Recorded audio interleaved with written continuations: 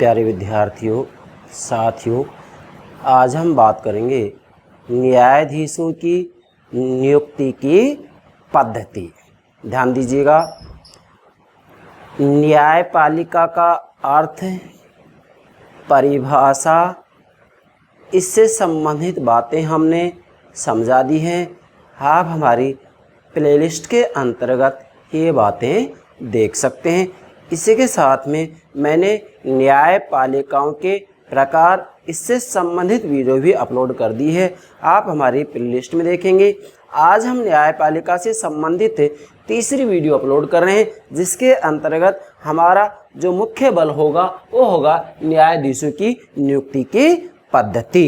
तो ध्यान दीजिएगा मेरे प्यारे विद्यार्थियों, मैं यहाँ जो न्यायाधीशों की नियुक्ति की पद्धति बता रहा हूँ, ये केवल भारत के संदर्भ में नहीं ले रहा हूँ मैं, नहीं, ध्यान देंगे, पूरी दुनिया की राजनीतिक व्यवस्थाओं के अंतर्गत जो सरकार का तीसरा अंग है न्यायपालिका, तो उस न्यायपालिका के अंतर्गत न्यायाधीशों की भर्ती की पद्धतियां क्या हैं, इसके ऊपर आज हम चर्चा कर रहे हैं।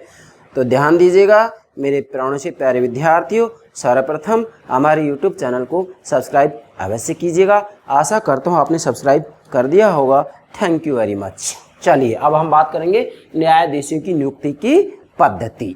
देखिएगा, वास्तव में न्यायिक व्यवस्था में, क्या बोल रहा हूँ मैं, न्यायिक व्यवस्था में सबसे जो मुख्य समस्या है वो यही है कि न्यायाधीशों की भर्ती की पद्धति क्या हो, कौन सी पद्धति सर्वोत्तम हो। आज हम इसी ही बात के ऊपर चर्चा करेंगे कि वास्तविक रूप में पूरी दुनिया में न्यायाधीशों की भर्ती से संबंधित कौन कौन सी पद्धतियां प्रचलित हैं। मेरे प्राणों से प्यारे विद्यार्थियों, समझना है। देखिएगा, जब हम न्यायाधीशों की नियुक्ति की पद्धति का अध्ययन करते हैं तो विशेषकर पूरी दुनिया में न्यायाधीशों की नियुक्ति की तीन पद्धतियां या तीन प्रणालियां महत्वपूर्ण हैं। पहली पद्धति जिसे कहा जाता है जनता द्वारा निर्वाचन। ध्यान दें, शब्द क्या है, जनता द्वारा निर्वाचन। दूसरी पद्धति है व्यवस्थापिका द्वारा निर्वाचन, बोल रहा हूं मैं, इलेक्शन, व्यवस्थापिका द्वारा निर्वाचन। और तीसरी जो पद्धति है वो है कार्यपालिका द्वारा नियुक्ति, अपॉइंटमेंट। ध्यान देंगे, क्या, पहला जनता द्वारा निर्वाचन, दूसरा व्यवस्थापिका द्वारा निर्वाचन, तीसरा कार्यपालिका द्वारा नियुक्ति। ये दोनों इलेक्शन की बात कर रहे हैं या अपॉइंटमेंट की बात कर रहे हैं। अब ध्यान दें, मैंने आपको कहा था कि तीन जो प्रणाली हैं वो मुख्य हैं, परंतु इसके साथ में कुछ विद्वानों ने एक चौथी प्रणाली और बतलाई है, जिसको कि मैंने यहाँ चौथे बिंदु में स्थान दिया है और यहाँ मैंने लिखा है अन्य। ठीक है, और ये क्या है, न्यायिक लोक सेवा से पदोन्नति या चयन। ठीक है, तो विशेषकर यहाँ न्यायाधीशों की नियुक्ति से संबंधित चार पद्धतियाँ होगी। मेरे प्राणों से प्यारे विद्यार्थियों, ध्यान देंगे। अब हम सबसे पहले जो शुरुआत करेंगे वो इसकी प्रथम पद्धति से करेंगे। तो ध्यान दीजिएगा, मैंने यहाँ सुविधा के लिए नोट भी कर दिया है। मेरे प्यारे विद्यार्थियों, जो वीडियो मैं बना रहा हूँ प्रतिदिन, इनको आप वास्तविक रूप में नोट्स बनाइएगा। समझा मैं इसको पूर्ण रूप में रहा हूँ, उसके आधार पर राजनीति विज्ञान से संबंधित जो गूढ़ से गूढ़ बातें हैं उन सभी को आप ठीक से समझ जाएंगे। तो ध्यान दें, न्यायाधीशों की नियुक्ति के बारे में नोट कीजिएगा, न्यायाधीशों की नियुक्ति के बारे में तीन प्रमुख प्रणालियां हैं। अब यही इसका मतलब ये नहीं है कि केवल भारत की बात करें, नो। देखो, मेरा मूल जो फोकस है वो यही है कि मैं संपूर्ण रूप में राजनीति विज्ञान को इस रूप में समझाऊं कि मेरे प्यारे विद्यार्थी, पूरी दुनिया में जो पॉलिटिकल सिस्टम्स हैं, जो राजनीतिक व्यवस्थाएं हैं, जो राजनीतिक प्रणालियां, उन सबको समझें। केवल भारत को नहीं बल्कि सभी राजनीतिक व्यवस्थाओं को समझें। मेरा मुख्य बल इस बात के ऊपर है। तो ध्यान दें, तीन प्रमुख प्रणालियां हैं जिनका मैंने आपको नाम बतला दिया है। क्या? जनता द्वारा निर्वाचन, नोट कीजिएगा, जनता द्वारा निर्वाचन, व्यवस्थापिका द्वारा निर्वाचन और कार्यपालिका द्वारा नियुक्ति, और चौथा है न्यायिक लोक सेवा से पदोन्नति या चयन। ठीक है, तो सबसे पहले हम ले रहे हैं जनता द्वारा निर्वाचन, अर्थात जब किसी भी देश के अंतर्गत न्यायाधीशों का निर्वाचन जनता के द्वारा किया जाता है तो उसे जनता द्वारा निर्वाचन की पद्धति कहा जाता है। जैसे मैंने डायग्राम से यहाँ समझाया है, ये जनता होगी, जनता प्रत्यक्ष रूप में न्यायाधीशों को चुन रही है। ठीक है, यहाँ मैंने जो महत्वपूर्ण बात है वो लिख दी है, ध्यान दें। देखो, जनता द्वारा निर्वाचन की जो पद्धति है वह सर्वप्रथम फ्रांस में अपनाई गई। नोट कीजिएगा, बहुत महत्वपूर्ण बात है। कहाँ अपनाई गई थी? फ्रांस में अपनाई गई थी, परंतु ये सफल नहीं हुई। मैं क्या बोल रहा हूँ? परंतु ये सफल नहीं हुई। इसके बाद में ध्यान देंगे वर्तमान समय में, मतलब आज कहाँ है ये? वर्तमान समय में स्विट्जरलैंड के कैंटन में है ये पद्धति। क्या बोल रहा हूँ मैं? स्विट्जरलैंड के कैंटन। कैंटन क्या है?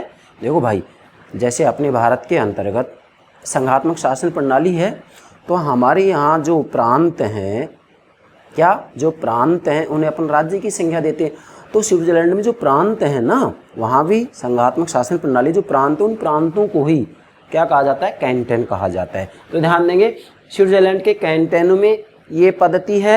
इसी के साथ में संयुक्त राज्य अमेरिका के कुछ राज्यों के अंतर्गत, क्या?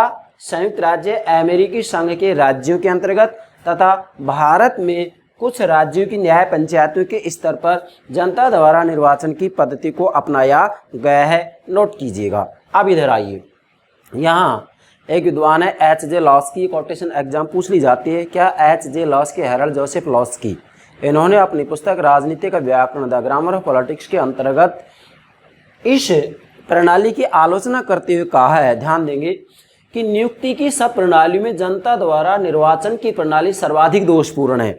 मतलब इन सब प्रणालियों का जब तुलनात्मक अध्ययन करते हैं ना, तो सबसे दोषपूर्ण प्रणाली हेरल्ड जोसेफ लॉस्की ने जनता द्वारा निर्वाचन की पद्धति को बतलाया है।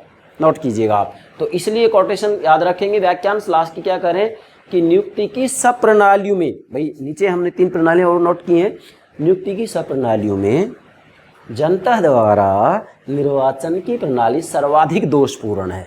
किसने कही ये बात? लॉस्की ने। अच्छा, अब इधर आइए, इस प्रणाली के हम गुण और दोष दोनों देख लेते हैं, जिससे कि आप ठीक से समझ जाएंगे कि वास्तविक रूप में जनता के द्वारा न्यायाधीशों का निर्वाचन किया जाता है, ये जो पद्धति है अच्छी है या बुरी है, क्या गुण है क्या दोष है। ध्यान दें, हमने बिल्कुल संक्षिप्त रूप में नोट किया यहाँ इसके गुण क्या हैं। मतलब न्यायाधीशों को जनता के द्वारा निर्वाचित किया जाए तो इससे लाभ क्या होगा, फायदा क्या होगा कि ये लोकतंत्र के अनुकूल है। एक तो क्या लोकतंत्र के अनुकूल है? क्यों भाई? सीधी सी बात है कि लोकतंत्र के अंतर्गत वास्तविक रूप में जनता सर्वोपरि होती है। तो वास्तव में कार्यपालिका जनता के द्वारा निर्वाचित हो रही है, व्यवस्थापिका जनता के द्वारा निर्वाचित हो रही है, तो यहाँ पर न्यायाधीश भी जनता के द्वारा निर्वाचित हो रहे हैं। इसलिए कहा जा सकता है कि ये जो पद्धति है वह लोकतंत्र के अनुकूल है। दूसरा जो गुण है वो क्या है? शक्ति पृथक्करण सिद्धांत के अनुकूल भी है।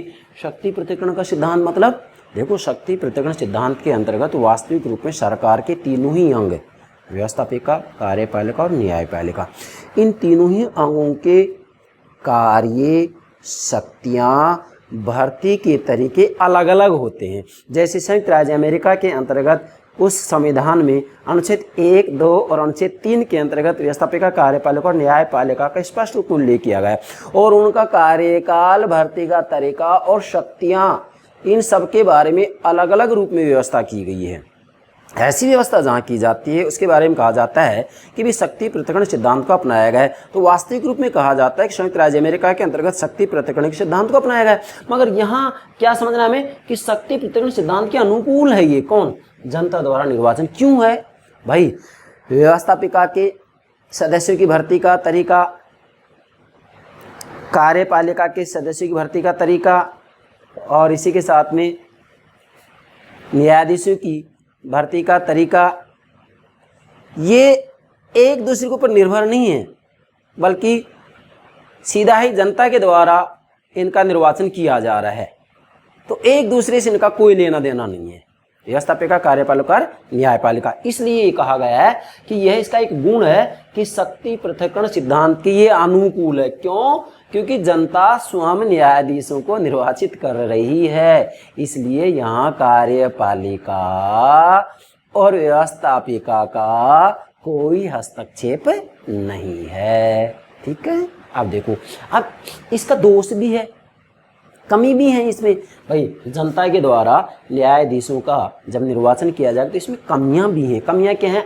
जनता अयोग्य, अर्थात वास्तविक रूप में जनता के द्वारा सीधा ही जब न्यायाधीशों को नियुक्त किया जाता है, निर्वाचन किया जाता है, क्या निर्वाचन किया जाता है, तो जनता क्या इतनी योग्य होती है, जनता क्या इतनी विवेकवान है कि वो वास्तविक रूप में योग्य व्यक्तियों को, जो विधि के जानकार हैं, इतनी परख है जनता में? नहीं है। इसलिए वास्तविक रूप में जनता में इतनी योग्यता नहीं होती, इसलिए यहाँ नोट करेंगे आप, जनता अयोग्य है, मतलब जनता इतनी योग्य नहीं होती है कि वो न्यायाधीशों की निर्वाचन कर सके। दूसरा दोष क्या है? स्वतंत्र व निष्पक्षता समाप्त। अब ध्यान दें भाई, जब जनता के द्वारा न्यायाधीशों का निर्वाचन किया जाएगा तो न्यायाधीश स्वतंत्र नहीं रह सकते, निष्पक्ष नहीं रह सकते। ये किसी न किसी रूप में दोबारा से न्यायाधीश चुने जाएं, इसके लिए पक्षपात करेंगे। ये विशेष ध्यान रखेंगे कि जिन लोगों ने हमें मत दिया है, हमें उनके पक्ष में ही निर्णय लेना है, उनके पक्ष में ही फैसला सुनाना है। इसलिए स्वतंत्रता व निष्पक्षता समाप्त हो जाती है। किसकी? न्यायपालिका की। न्यायपालिका की या न्यायाधीशों की स्वतंत्रता और निष्पक्षता समाप्त हो जाएगी यदि जनता के द्वारा इनको निर्वाचित किया जाएगा। तो ये इसके गुण हो गए दो, और दो दोष मैंने संक्षिप्त रूप में बात बतलाई, जिससे कि आप ये समझ जाएं कि वास्तविक रूप में जनता के द्वारा जो न्यायाधीशों का निर्वाचन किया जाता है ये एक अच्छी प्रणाली है या नहीं है। तो अंत में आप यहाँ ये कहेंगे कि वास्तविक रूप में जनता के द्वारा जो निर्वाचन की पद्धति है वह वास्तविक रूप में स्वीकृत नहीं है, ये प्रणाली श्रेष्ठ नहीं है। क्या कह रहा हूँ मैं? यह प्रणाली श्रेष्ठ नहीं है, सर्वश्रेष्ठ नहीं है, ये प्रणाली स्वीकृत नहीं है। ठीक है, अच्छा, अब इसके बारे में दूसरी की बात करते हैं हम। न्यायाधीशों की नियुक्ति की दूसरी पद्धति क्या है? नोट कीजिएगा, व्यवस्थापिका द्वारा निर्वाचन। क्या बोल रहा हूँ मैं? व्यवस्थापिका द्वारा निर्वाचन। व्यवस्थापिका मतलब आप इसे संसद कह सकते हैं। प्रत्येक देश में अलग अलग नाम दिए गए। भारत के अंतर्गत संसद कहते हैं व्यवस्थापिका को, अमेरिका में कांग्रेस कहते हैं। क्लियर? तो व्यवस्थापिका द्वारा निर्वाचन। अब ध्यान दें, यहाँ ये व्यवस्थापिका होगी, ठीक है, ये क्या हो गए? न्यायाधीश हो गए। तो व्यवस्थापिका के द्वारा न्यायाधीशों का निर्वाचन जिस भी देश के अंतर्गत किया जाता है, या व्यवस्थापिका द्वारा न्यायाधीशों का निर्वाचन किया जाता है, तो ऐसी पद्धति को व्यवस्थापिका द्वारा निर्वाचन की पद्धति कहा जाता है। अब देखिएगा यहाँ ये कहाँ पर है? अमेरिका के कुछ राज्यों के अंतर्गत इसको अपनाया गया है, स्विट्जरलैंड के संघीय न्यायालय के अंतर्गत भी इसको अपनाया गया है। अब इसके अंतर्गत वास्तविक रूप में कमी क्या है इस पद्धति की भी व्यवस्थापिका के द्वारा न्यायाधीशों का निर्वाचन किया जाए? इसकी कमी तो यह है कि व्यवस्थापिका के सदस्य इतने योग्य नहीं होते हैं। अब ध्यान दें भाई, व्यवस्थापिका के द्वारा ही तो न्यायाधीशों का जो निर्वाचन किया जा रहा है। अब व्यवस्थापिका के अंतर्गत जो सदस्य, मतलब भाई पहले ही उम्मीदवार बनते हैं, उम्मीदवार के बाद में चुनाव लड़ते, चुनाव लड़ने के बाद में ही तो ये विधायक बनेंगे ना। तो ये कोई जरूरी थोड़ी है कि सारे विधायक ही वास्तविक रूप में विवेकवान होते हैं, नहीं होते हैं ना। तो ऐसी स्थिति में जब व्यवस्थापिका के सदस्यों के द्वारा न्यायाधीशों का निर्वाचन किया जाता है तो व्यवस्थापिका के सदस्य इतने विवेकवान, इतने बुद्धिमान नहीं होते हैं। इसलिए इसका दोष है कि व्यवस्थापिका के सदस्य इतने योग्य नहीं होते हैं कि वो न्यायाधीशों का निर्वाचन कर सकें। इसी के साथ में दूसरी कमी क्या आएगी इसमें कि राजनीतिक दलों के कुप्रभाव से मुक्त नहीं होंगे ये। मतलब जो न्यायाधीश होते हैं वो राजनीतिक दलों के कुप्रभाव से मुक्त नहीं होते हैं। क्यों नहीं होते हैं? क्योंकि वास्तविक रूप में जब व्यवस्थापिका के द्वारा न्यायाधीशों का निर्वाचन किया जाता है तो जो ये न्यायाधीश होते हैं ये न्यायाधीश दोबारा से निर्वाचित हों, दोबारा से निर्वाचित हों। तो इसके लिए वास्तविक रूप में ये जो बहुमत प्राप्त दल होता है उसके पक्ष में ही फैसला सुनाएंगे। इसलिए राजनीतिक दलों के कुप्रभाव से ये मुक्त हो ही नहीं सकते। समझ गए? ठीक है। तो इसलिए व्यवस्थापिका द्वारा जो निर्वाचन की पद्धति है वह भी श्रेष्ठ नहीं है। क्या कह रहा हूँ मैं? वह भी श्रेष्ठ नहीं है। इसलिए इसे भी पूरी दुनिया में इतना ज़्यादा स्वीकार नहीं किया गया। मतलब सर्वसम्मति से ना तो जनता द्वारा निर्वाचन की पद्धति को स्वीकारा गया है, ना ही व्यवस्थापिका द्वारा निर्वाचन की पद्धति को स्वीकारा गया है। इसके बाद में अगली बात आती है कार्यपालिका द्वारा नियुक्ति। अब समझे मेरे भाई इसको, क्या तीसरी पत्ती क्या है? कार्यपालिका द्वारा नियुक्ति। अच्छा, यहाँ मैं एक बात पूछूं आपसे, बताइए मुझे, भारत में न्यायाधीश की नियुक्ति कौन करता है? आपका जवाब होगा सर राष्ट्रपति। यस, राष्ट्रपति। तो अब हम यहाँ लिख रहे हैं कार्यपालिका द्वारा नियुक्ति, नियुक्ति अपॉइंटमेंट, निर्वाचन नहीं, नियुक्ति। तो मुझे बताइए क्या राष्ट्रपति कार्यपालिका में नहीं आता है? यस, संसदीय शासन प्रणाली के अंतर्गत कार्यपालिका के दो मुखिया होते हैं, एक नाम मात्र का, दूसरा वास्तविक। नाम मात्र का भारत में कौन है? राष्ट्रपति। वास्तविक कौन है? प्रधानमंत्री है। तो हमारे भारत के अंतर्गत वास्तविक रूप में न्यायाधीश की नियुक्ति कौन करता है? राष्ट्रपति करता है। और राष्ट्रपति कार्यपालिका का अध्यक्ष है कि नहीं? यस। तो इसलिए कार्यपालिका द्वारा नियुक्ति की जो पद्धति है वह तीसरी पद्धति है। ठीक है, अब इसको समझना है। देखो, सबसे पहले यहाँ क्या होता है, मंत्रिमंडल के द्वारा जिन लोगों को न्यायाधीश नियुक्त करना है उनकी सूची बना ली जाती है, नाम निश्चित कर लिए जाते हैं। उसके बाद मंत्रिमंडल के द्वारा जो नाम मात्र का कार्यपालक है, जैसे भारत की बात बोलूँ तो नाम मात्र का कौन है? हमारे यहाँ पर राष्ट्रपति है। नाम मात्र के कार्यपालक मतलब यहाँ समझना है, देखो संसदीय शासन प्रणाली यदि है, जैसे भारत में है, ब्रिटेन में संसदीय शासन प्रणाली है, तो वहाँ मंत्रिमंडल नाम मात्र की कार्य जो पालिका होती है, क्या नाम मात्र की कार्यपालिका के पास में भेजेंगे। तो नाम मात्र की कार्यपालिका भारत में राष्ट्रपति है, ब्रिटेन में कौन है? राजा है। ठीक है, वहाँ राजतंत्र है, अपने भारत में गणतंत्र है। तो मंत्रिमंडल निश्चित कर लेगा, उसके बाद में नाम मात्र का जो कार्यपालक होता है या कार्यपालिका होती है उसके पास में उसको प्रस्तुत कर दिया जाएगा, और हमारे भारत में राष्ट्रपति और ब्रिटेन में राजा उसको स्वीकार कर लेगा। स्वीकार कर लेगा तो न्यायाधीश की नियुक्ति हो जाती। तो वास्तविक रूप में देखा जाए तो यहाँ मुख्य रोल तो किसका होता है? मंत्रिमंडल का ही होता है मेरे भाई। और यहाँ भी फिर क्या है, जो नाम मात्र का कार्यपालक है उसके द्वारा ये नामों को स्वीकार कर लिया जाता है। तो ये भी तो कार्यपालिका का अध्यक्ष है और मंत्रिमंडल स्वयं राजनीतिक कार्यपालिका ही है। तो यहाँ वास्तविक रूप में न्यायाधीश की नियुक्ति कौन कर रहा है? भाई कार्यपालिका तो कर रही है। अब ये न्यायाधीश की नियुक्ति किसके द्वारा हुई है? कार्यपालिका के द्वारा। मेरे भाई ध्यान दें, मंत्रिमंडल राजनीतिक कार्यपालिका है कि नहीं है?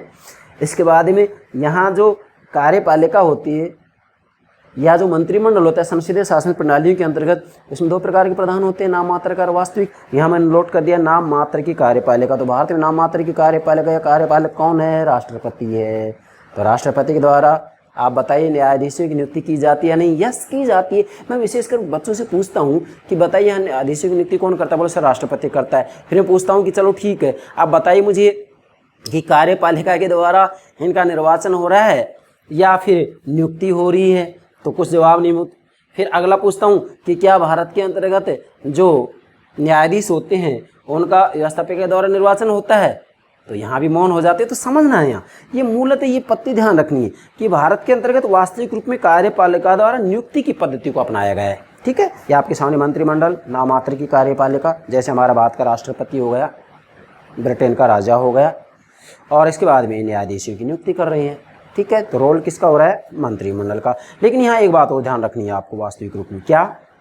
देखिए मेरा भाई, वास्तव में अध्यक्षात्मक शासन प्रणाली के अंतर्गत भी मुझे बताइए संयुक्त राज्य अमेरिका में राष्ट्रपति की नियुक्ति कौन करता है? नियुक्ति की जाती है राष्ट्रपति की, निर्वाचन होता है। अब इसके बाद में राष्ट्रपति का निर्वाचन हो गया तो न्यायाधीशों की नियुक्ति होती है, निर्वाचन होता है। वहाँ न्यायाधीशों की नियुक्ति होती है, किसके द्वारा होती है?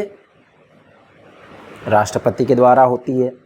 मंत्रिमंडल का इतना रोल नहीं होता है जितना कि संसदीय शासन प्रणाली में होता है। तो वास्तविक रूप में अमेरिका के अंतर्गत अध्यक्षात्मक शासन प्रणाली को अपनाया गया है और वहाँ अध्यक्षात्मक शासन प्रणाली है, इसलिए वास्तविक रूप में कार्यपालिका का एक ही मुखिया है। मैंने आपको बताया अध्यक्षात्मक शासन प्रणाली में कार्यपालिका का एक ही मुखिया होता है, वही नामात्र का, वही वास्तविक, वही राज्याध्यक्ष, वही शासनाध्यक्ष। जबकि संसदीय शासन प्रणाली के अंतर्गत कार्यपालिका के दो मुखिया होते हैं, एक नामात्र का, दूसरा वास्तविक। तो वास्तविक रूप में संयुक्त राज्य अमेरिका के अंतर्गत भी जो न्यायाधीश होते हैं उनकी जो नियुक्ति की जाती है वो राष्ट्रपति के द्वारा की जाती है और राष्ट्रपति कार्यपालिका का मुखिया हो गया। तो इसलिए वहाँ भी वास्तविक रूप में कार्यपालिका के द्वारा ही न्यायाधीशों की नियुक्ति की जाती है। ये मैंने डायग्राम्स ठीक से समझा दिया है। अब इधर आइए आप, ये कहाँ पर है? Britain, Bharat, Canada, Australia, America. यह प्रणाली सर्वाधिक लोकप्रिय है। अब ध्यान देंगे, ये प्रणाली जो है कार्यपालिका द्वारा नियुक्ति की प्रणाली सर्वाधिक लोकप्रिय है, अर्थात दुनिया के अंतर्गत सबसे ज़्यादा इश्यू को अपनाया गया है। ये बात आपको ध्यान में रखनी है। अब देखो, यहाँ मैं एक बात अमेरिका के बारे में बताने जा रहा हूँ। देखो, ये बात सत्य है कि अमेरिका के अंतर्गत राष्ट्रपति जिस भी जज को नॉमिनेट करेगा न्यायाधीश बनने के लिए कर सकता है, लेकिन उसके बाद में ध्यान देंगे अमेरिका में फिर सीनेट के द्वारा उन पर चुनाव कराया जाता है। सीनेट के द्वारा मतदान होता है फिर। और सीनेट क्या है? अमेरिका के कांग्रेस का दूसरा सदन, जो कि विश्व का सबसे शक्तिशाली दूसरा सदन है। वही संयुक्त राज्य अमेरिका की व्यवस्थापिका का नाम कांग्रेस है और वहाँ द्विसदनीय व्यवस्थापिका के सिद्धांत को अपनाया गया है। द्विसदनीय व्यवस्थापिका मीन्स संयुक्त राज्य अमेरिका की कांग्रेस अर्थात व्यवस्थापिका अर्थात संसद के दो सदन हैं, प्रतिनिधि सदन और सीनेट। तो उसके बाद में सीनेट के द्वारा फिर मतदान होता है। तो यहाँ हमें एक बात देखने मिल रही है कि वास्तविक रूप में कार्यपालिका द्वारा नियुक्ति भी हो रही है, इसी के साथ व्यवस्थापिका के द्वारा निर्वाचन भी हो रहा है अमेरिका के अंतर्गत। तो दोनों बातों का समन्वय हो रहा है, ये समझे इस बात को। तो इसलिए कार्यपालिका द्वारा नियुक्ति, अब ये एग्जाम्पल ध्यान रखेंगे कहाँ कहाँ होती है? ब्रिटेन के अंतर्गत होती है, भारत में, कनाडा में, ऑस्ट्रेलिया में और अमेरिका में। और ये जो प्रणाली है ना कार्यपालिका द्वारा नियुक्ति, यह प्रणाली सर्वाधिक लोकप्रिय पूरी दुनिया में। अब इसमें भी कुछ कमियां हैं। कमियां क्या हैं? कि कार्यपालिका से सहानुभूति रख सकते हैं, मतलब जो ये न्यायाधीश हैं, चूंकि वास्तविक रूप में मंत्रिमंडल कार्यपालिका के द्वारा इनकी नियुक्ति की जा रही है, तो वास्तविक रूप में जो न्यायाधीश होते हैं वो कार्यपालिका पर नियंत्रण न रखते हुए ये कार्यपालिका का सहयोग करते हैं, कार्यपालिका से सहानुभूति रखते हैं। जबकि होना ये चाहिए कि कार्यपालिका कहीं तानाशाह ना बन जाए, इसलिए वास्तविक रूप में न्यायपालिका के द्वारा कार्यपालिका को नियंत्रित रखा जाना चाहिए। मगर जब स्वयं कार्यपालिका के द्वारा ही न्यायाधीशों की नियुक्ति की जाती है तो ऐसी स्थिति में ये संभावना है क्या कि कार्यपालिका से ये सहानुभूति रख सकते हैं। कौन? न्यायाधीश कार्यपालिका से सहानुभूति रख सकते हैं। सत्य है ये बात। अच्छा, अब ये कमी तो है, बात सही है, तो इस कमी को दूर कैसे करें? यस, उपाय है। कैसे? वास्तविक रूप में यहाँ एक बात ध्यान रखेंगे कि जो भूतपूर्व न्यायाधीश होते हैं, क्या? भूतपूर्व न्यायाधीशों की समिति के द्वारा, नोट कीजिएगा, भूतपूर्व न्यायाधीशों की समिति के द्वारा वास्तविक रूप में जिन लोगों को न्यायाधीश बनाना है, नियुक्त करना है, उनके नाम निश्चित किए जाएंगे। मतलब पहले जो ये भूतपूर्व न्यायाधीशों की समिति, उसके द्वारा जिनको न्यायाधीश बनाना है उनके नाम निश्चित किए जाएंगे। उसके बाद में जो ये नाम हैं, वास्तविक रूप में इन नामों को ही मंत्रिमंडल के द्वारा नाम मात्र की कार्यपालिका के समक्ष प्रस्तुत किया जाएगा और यह इनको स्वीकार कर लेंगे। तो वास्तविक रूप में यहाँ ये कार्यपालिकाओं के दुष्प्रभाव से बच जाएंगे। क्यों? क्योंकि वास्तविक रूप में भूतपूर्व न्यायाधीशों की समिति के द्वारा इनका नाम निश्चित किया गया है और उसके बाद में जो नाम मात्रा का कार्यपालक है या अध्यक्षात्मक शासन प्रणाली में एक ही कार्यपालक होता है, अमेरिका में जो राष्ट्रपति है, भारत में राष्ट्रपति है, ब्रिटेन में राजा है, तो इनके द्वारा फिर उसी की नियुक्ति कर दी जाएगी। तो ऐसी स्थिति में कार्यपालिका के दुष्प्रभाव से ये बच सकते हैं। ठीक है, तो अंत में आपने यहाँ निष्कर्ष क्या निकाला कि इन तीनों पद्धतियों में वास्तविक रूप में जो कार्यपालिका द्वारा नियुक्ति की पद्धति है, यह प्रणाली सर्वाधिक लोकप्रिय है। ठीक है। अंतिम चौथा, न्यायिक लोक सेवा से पदोन्नति या चयन। अब ध्यान दें भाई, कहा तो ये जाता है कि यह प्रणाली सर्वाधिक लोकप्रिय है, तीसरी वाली कार्यपालिका द्वारा नियुक्ति, लेकिन वर्तमान समय में आप ध्यान देंगे पूरी दुनिया में जहाँ कहीं भी लोकतांत्रिक शासन प्रणालियाँ हैं, तो क्या भारत में लोकतांत्रिक शासन प्रणाली नहीं है? यस, लोकतांत्रिक शासन प्रणाली है भारत में। तो जहाँ कहीं भी लोकतांत्रिक शासन प्रणालियाँ हैं भाई, वहाँ वास्तविक रूप में जो न्यायाधीश होते हैं, उन न्यायाधीशों की भर्ती न्यायिक लोक सेवाओं के माध्यम से की जाती है या न्यायिक लोक सेवा आयोगों के माध्यम से की जाती है। उनके पास विधि में स्नातक उपाधि होनी चाहिए।